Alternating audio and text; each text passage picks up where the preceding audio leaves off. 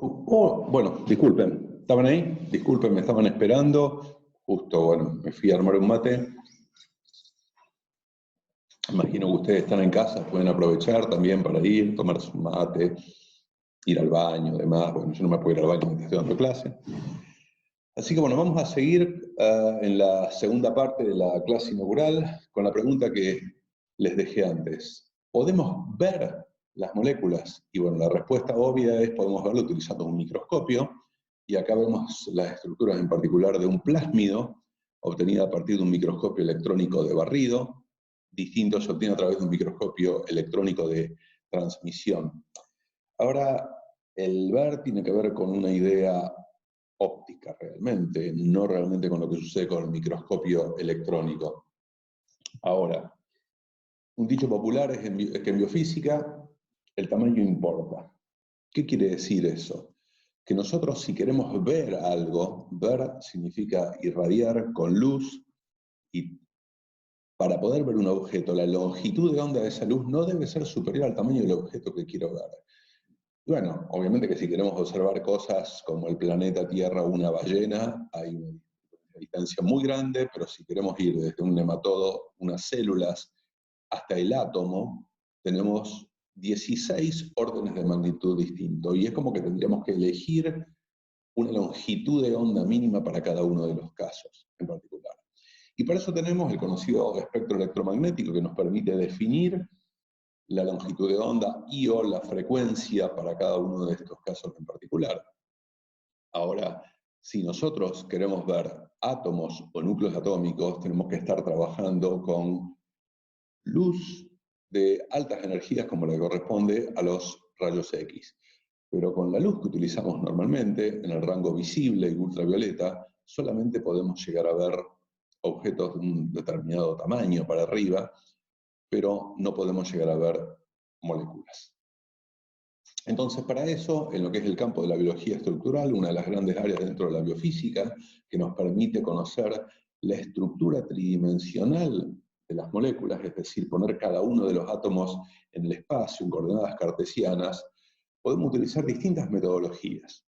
Las metodologías que hoy por hoy, en el siglo XXI, nos permiten tener estructuras atómicas a nivel atómico en 3 dimensiones son la cristalografía de rayos X, la resonancia magnética nuclear y la criomicroscopía electrónica o cryo-EM, de sus siglas en inglés. También podemos utilizar métodos computacionales de bioinformática estructural para predecir esas estructuras tridimensionales. O, de acuerdo a la pregunta que nosotros estemos formulándonos desde el punto de vista bioquímico o biológico, podemos tratar de saber la forma molecular y no necesariamente la estructura atómica, y para eso podemos utilizar otros métodos como de dispersión de rayos X a bajo ángulo o dispersión de luz dinámica. Entonces, eso quiere decir que, de acuerdo a cuál sea la pregunta bioquímica o biológica que nos estemos formulando, vamos a elegir la técnica e inclusive, como decíamos antes, la complejidad de la técnica va a estar relacionada con esa pregunta. También existen técnicas espectroscópicas de menor resolución que no nos van a permitir tener la estructura atómica, pero sí vamos a poder tener otro tipo de preguntas tales como la proteína está plegada o no está plegada. ¿Tiene estructura secundaria? ¿Qué tipo de estructura secundaria tiene? ¿Tiene estructura terciaria? Y esas son preguntas fundamentales que se pueden responder bastante rápidamente con otras técnicas de menor nivel de sofisticación que la cristalografía de rayos X o la resonancia magnética nuclear. Algo que va a suceder en general en cada una de estas técnicas que vamos a ir viendo, y este es un concepto muy importante, es que además de la cuestión física pesada, metodológica, vamos a tener parámetros que somos los que nosotros medimos. Eso es el observable. Ahora, ese observable que vamos a ver, como no estamos viendo directamente la molécula, no vamos a ver las distancias de enlace y los ángulos, los vamos a tener que calcular a partir de ese observable. Y dentro de cada una de estas técnicas vamos a tener que tener una estructura físico-matemática que nos permite llevar el parámetro medible, el observable, a parámetros geométricos y o estructurales. Y en cada una de estas técnicas vamos a hacernos la pregunta, ¿qué medimos y cómo calculamos a lo que llevamos nosotros. Y nunca, por más que nosotros digamos, estoy viendo la estructura, vamos a estar realmente viendo la estructura, sino que vamos a estar viendo modelos estructurales que están siendo consistentes con nuestros observables. Cada observable en cada técnica tiene un error. Ese error se va a trasladar por el cálculo a los parámetros geométricos. Entonces, en cada una de las técnicas vamos a tener que aprender cuáles son los errores en la medición y cómo se trasladan esos errores cuando calculemos las estructuras. Pero también es importante que nos formulemos si necesitamos siempre conocer la estructura atómica, porque si no es como matar a un mosquito con un cañón, tratar de resolver la estructura atómica a nivel atómico de cada una de las proteínas. En esta tabla, esta representación de dos ejes cartesianos, perdón, lo que les estoy mostrando es también importante saber cuánta muestra, qué cantidad de esa sustancia se necesita de acuerdo a la técnica. Acá lo tenemos en grados o en número de moléculas. Hay técnicas de single molecule, de molécula única, en las cuales se necesita una sola molécula. Pero vemos que la mayoría de las técnicas que permiten resolver estructuras a nivel tridimensional necesitan de una cantidad importante en el rango de los miligramos. Como decíamos inicialmente en la clase, con mayor desarrollo de las técnicas, mayor sensibilidad, eso ha ido disminuyendo con el tiempo y va a seguir disminuyendo. Tenemos, por suerte, una gran cantidad de herramientas para determinar las estructuras, y también tenemos bases de datos que son fundamentales, como en Protein Data Bank, que pueden encontrarse en este sitio web. Hay un montón de estructuras que están disponibles que uno puede bajarse, mirar en programas que también se bajan de manera gratuita en cualquier computadora o en algún smartphone, y mirar.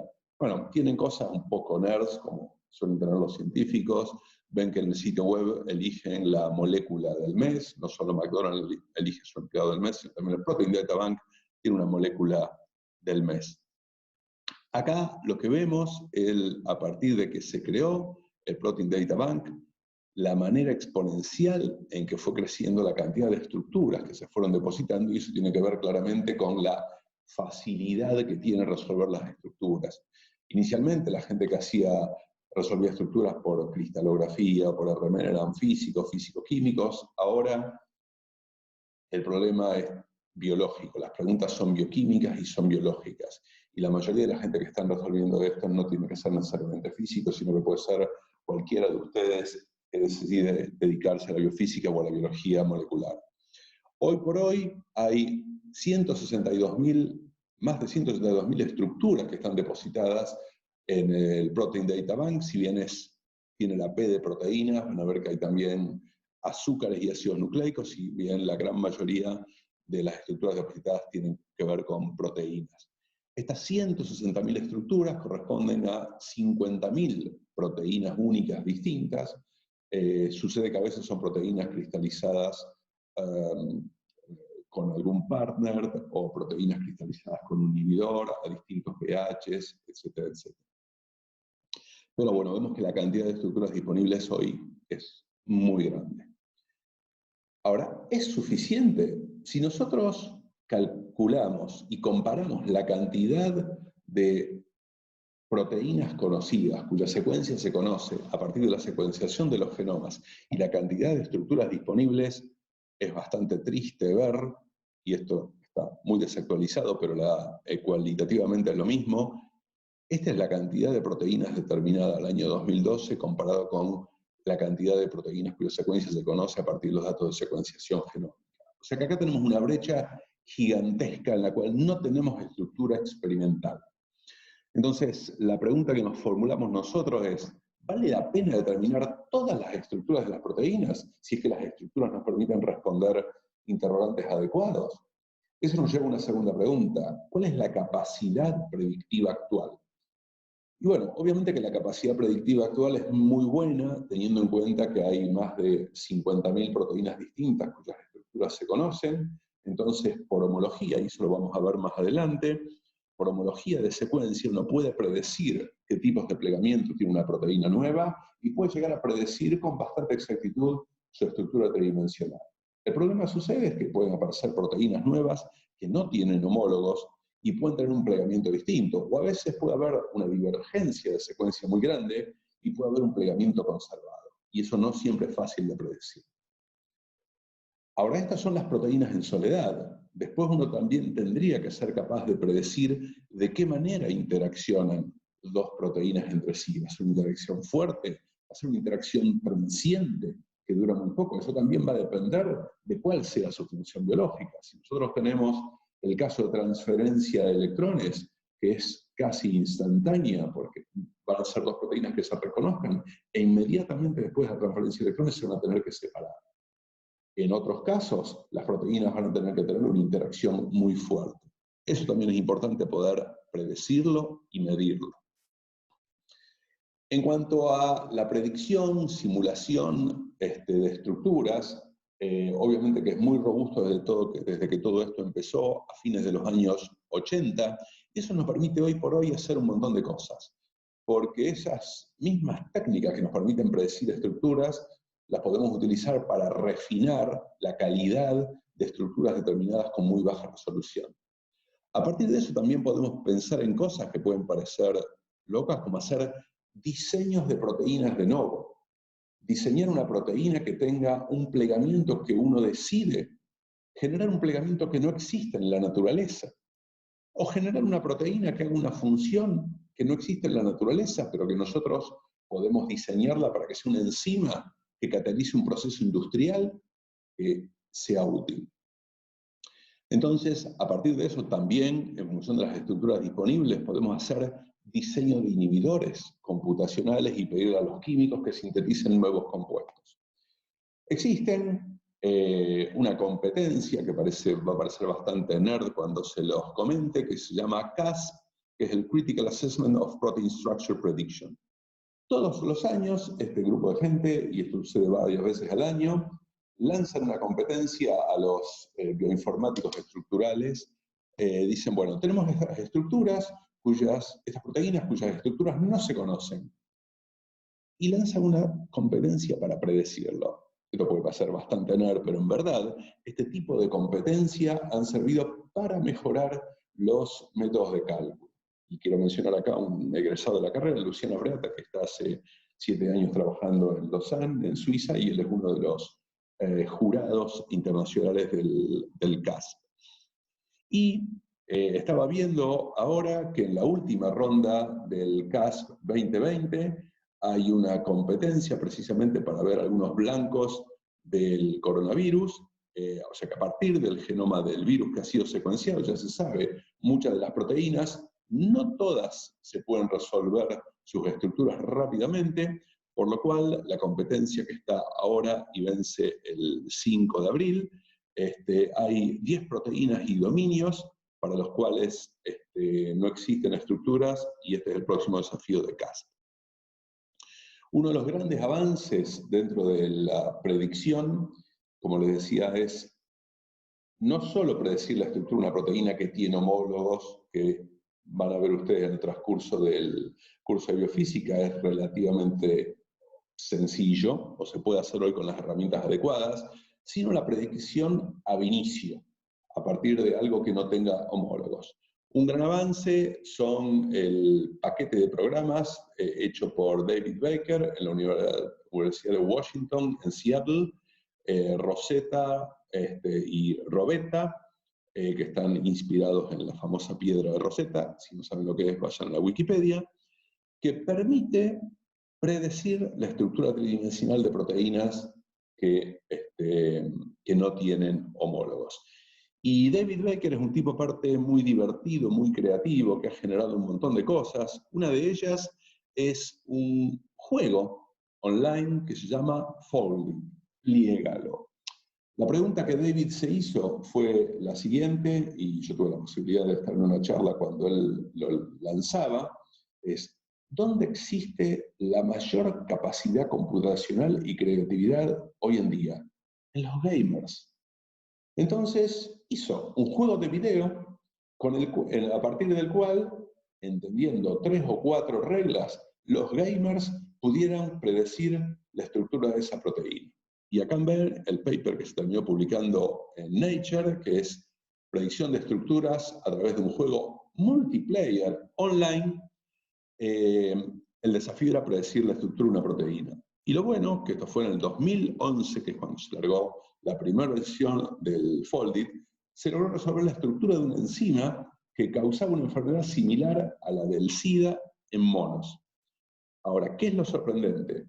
Que durante 13 años muchos grupos de investigación habían tratado de resolver la estructura de esta proteína experimentalmente o predecirla. Y los gamers lo resolvieron en 3 semanas. Y otra cosa que es muy sorprendente, un análisis estadístico que hizo David Baker, es que los mejores en poder predecir la estructura de una proteína que se conocía eran adolescentes, que no sabían nada de bioquímica ni de biofísica, pero habían aprendido algunas reglas básicas del juego. Entonces, ¿qué significa? No tenían el sesgo de la formación curricular. Con esto ustedes van a concluir, obviamente, que todas estas clases son completamente inútiles. No. Con esto, ustedes van a llevar a pensar que hoy tenemos herramientas completamente nuevas para resolver los problemas de antes. Y de nuevo, si vamos a ver qué está pasando con Foldit, que sigue vivo y activo. Foldit, este es el sitio web, se lo pueden entrar y jugar al programa online. Tiene obviamente una edición cuarentena, en la cual ahora tiene algunos puzzles que tienen que ver también con proteínas del coronavirus. Pueden entrar y disfrutar la cuarentena biofísica entrando a Foldit y participando. Ahora, así como existen proteínas que tratamos de predecir la estructura, en los últimos 10 años ha surgido un nuevo paradigma porque se han encontrado cada vez más proteínas que se llaman proteínas intrínsecamente desordenadas, lo que ha llevado a crear una base de datos del desorden proteico, que es como contraintuitivo.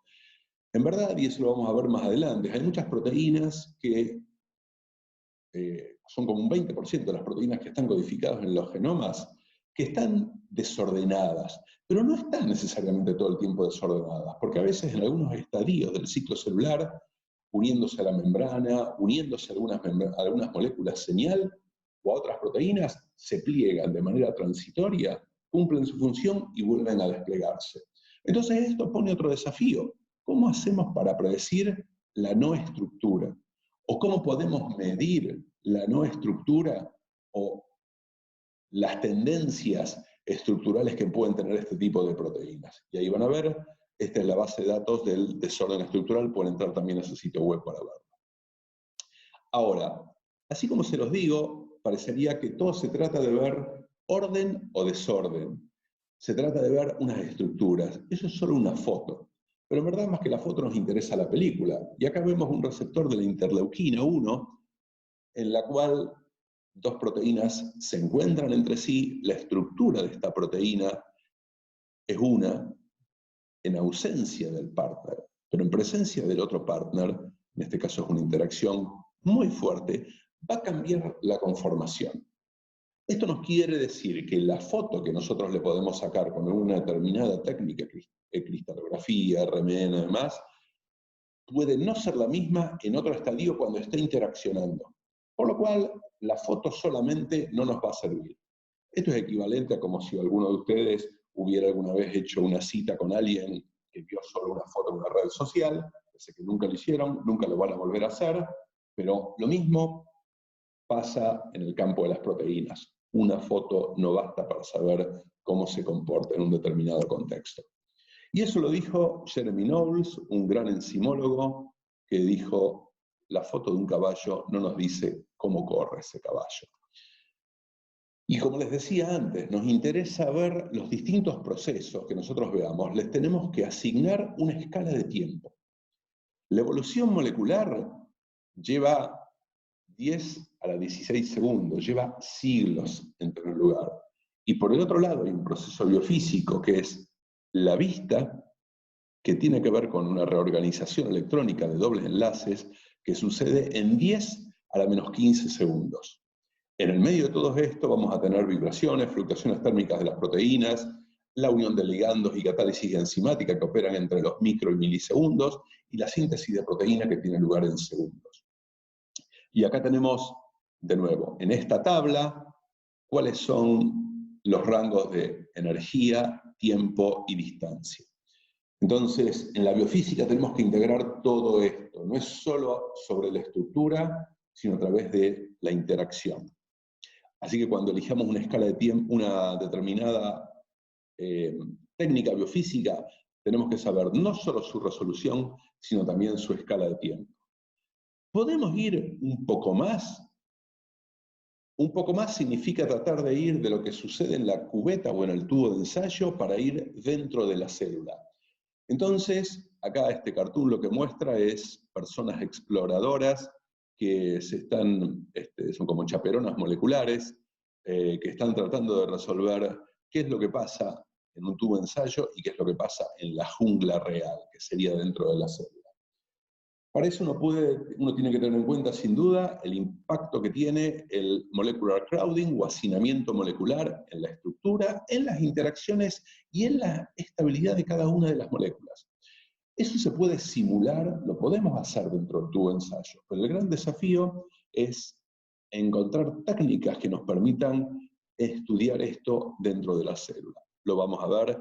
En particular, hay muchas técnicas de microscopía que nos permiten ver esto, e inclusive ahora técnicas de resonancia magnética nuclear nos permiten hoy el estado del arte determinar estructuras tridimensionales o plegamientos de proteínas dentro de la célula.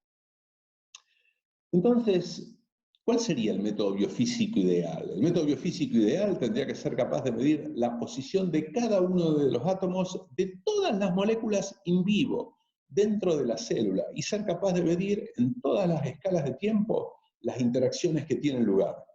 Obviamente que ese método biofísico no existe. Entonces no vamos a tener más remedio que apelar a distintos métodos que van a ser complementarios, y vamos a tener que ir ordenando distintas capas con distintos niveles de complejidad. Entonces, no voy a leer todo esto que está acá, sino que se los dejo para que congelen la pantalla y lo puedan mirar, pero es lo que yo les acabo de decir. Bueno, ahora, ¿qué otras herramientas tenemos para ver estructuras? En los prácticos vamos a utilizar un programa llamado DeepView, o PDB Viewer, que nos va a permitir ver estructuras en 3 dimensiones. También hay una app, iMolView, que está disponible para Android y para el iOS, para los que tengan iPhones, en que se lo pueden bajar y jugar un poco. Con eso uno puede hacer distintas cosas. Uno puede bajar y ver las estructuras del Protein Data Bank, puede hacer un zoom, puede tratar de ver distancias moleculares. Si esto le parece demasiado confuso porque estamos viendo toda una proteína y a veces nos interesa ver otra cosa, también podemos verla de esta manera en forma de cartoons, en la cual vemos las alfa hélices, las hebras betas, ¿ok? También podemos preguntarnos cómo es la forma molecular, porque en verdad, cuando se esté encontrando con algo externo, esta es la forma molecular que va a tener una determinada distribución de cargas. Y acá lo que vemos precisamente, les estoy mostrando la estructura de una proteína con una pequeña molécula que es un inhibidor. Y este inhibidor está entrando dentro del sitio activo. Y esto nos permite entender cómo funciona un inhibidor que va a encajar de una determinada manera, con una complementariedad y con distintas técnicas. Acá lo vemos, la forma que tiene el inhibidor. Es un juego de encastre, un Lego molecular, pero también tiene que ver con cargas, interacciones hidrofóbicas y demás. Con estas técnicas, algunas simples, otras más sofisticadas, podemos realizar distintos tipos de cálculos, inclusive predecir estructuras. Bien, ahora, esto fue solo una clase de presentación de cosas bastante light, pero va a llegar un día en que vamos a empezar con la biofísica dura, con ecuaciones, y lo vamos a maltratar un poquito más. Así que bueno, la próxima clase, a cargo de Rodolfo Racia, vamos a empezar a ver observables y espectroscopía. En esta no hubo ninguna ecuación, las ecuaciones son necesarias vamos a trabajar con ellas. Mientras, hasta la próxima clase, por favor, quédense en casa y cuídense. Hasta luego.